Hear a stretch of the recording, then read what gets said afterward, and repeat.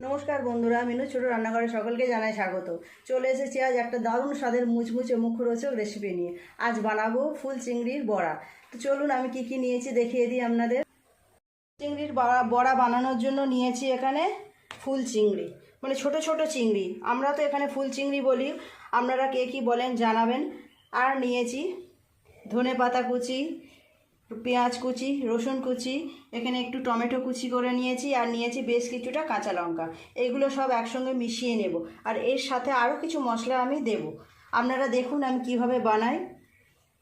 নিয়ে নেব চিংড়ি মাছটা।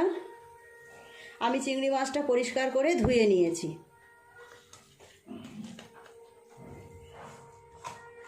একটুখানি মাছ রেখে দেব, সবটা করলে অনেক বেশি হয়ে যাবে, আর নেব না।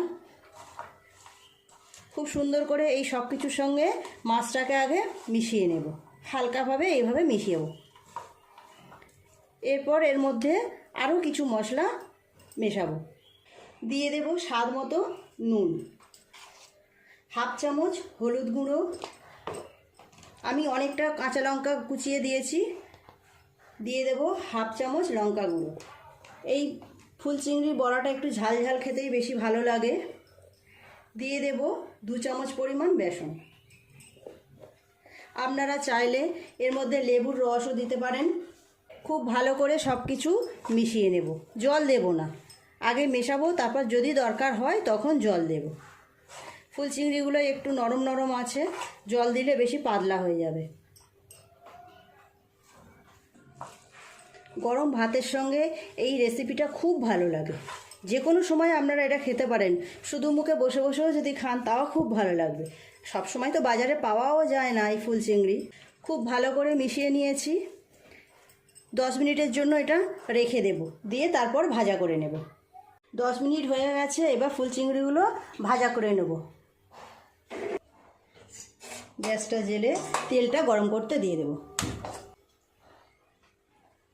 খুব সুন্দর টেস্ট হয় এই রকম ফুল চিংড়ি।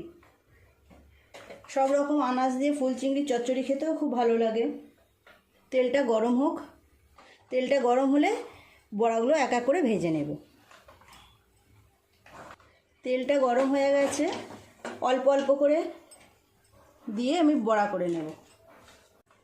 এই রকমভাবে দেব একটা একটা করে।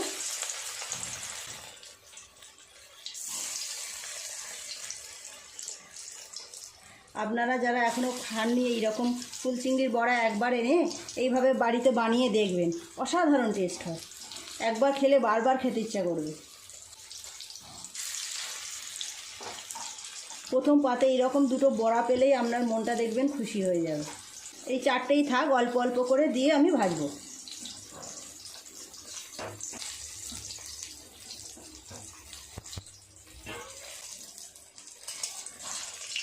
এই পিঠটা হয়ে গেছে, উল্টে অপর পিঠটাকেও ভাজা করে নেব। খুব সাবধানে আস্তে আস্তে উল্টাতে হবে। এইভাবে একটু একটু করে চেপে দিলাম, তাহলে ভিতরটাও খুব ভালোভাবে ভাজা হয়ে যাবে।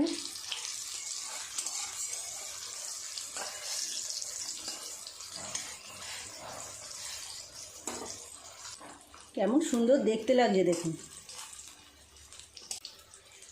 গ্যাস কমিয়ে আস্তে আস্তে সময় নিয়ে ভাজা করতে হবে, তাড়াহুড়ো করলে হবে না।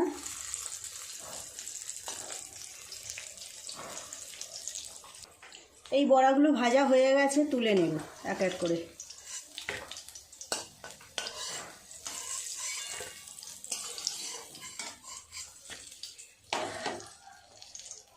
যে কটা বাকি আছে এইভাবে করে নেব। হাতের মধ্যে কিছুটা চিংড়ি মাখা নিয়ে এইভাবে চেপে চেপে একটু গোল গোল করে আমি দিয়ে দিচ্ছি।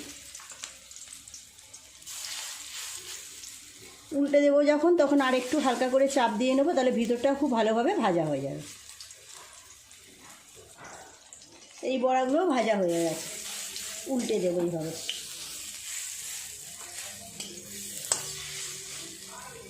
এই বড়াগুলো ভাজা হয়ে গেল, তুলে নেব।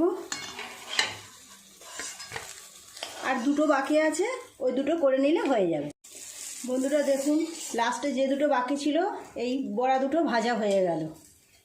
আপনাদের দেখিয়ে দেবো কেমন দেখতে হয়েছে বড়াগুলো। বন্ধুরা দেখুন, তৈরি হয়ে গেল আমার আজকের রেসিপি ফুল চিংড়ির বড়া। কেমন দেখতে লাগছে দেখুন, ভীষণ লোভনীয়, দেখলেই খেতে ইচ্ছা করবে, দারুণ টেস্ট হয়। আপনারাও একবার এইভাবে বাড়িতে বানিয়ে দেখবেন, সবাইয়ের খুব পছন্দ হবে। গরম ভাতের সঙ্গে প্রথম পাতে জাস্ট জমে যাবে। তো বন্ধুরা, আজকের রেসিপিটা কেমন লাগলো কমেন্ট করে জানাবেন। যদি ভালো লেগে থাকে তাহলে একটা লাইক করে দেবেন। আমার চ্যানেলটি সাবস্ক্রাইব করে পাশের বেল ঘন্টিটা ক্লিক করে দেবেন, তাহলে যখনই আমি কোনো নতুন ভিডিও আপলোড করব তার সাথে সাথে সবার আগে আপনার নোটিফিকেশনে পৌঁছে যাবে। সবাই খুব ভালো থাকবেন, দেখা হচ্ছে পরের দিন নতুন কোনো ভিডিওর সাথে। নমস্কার।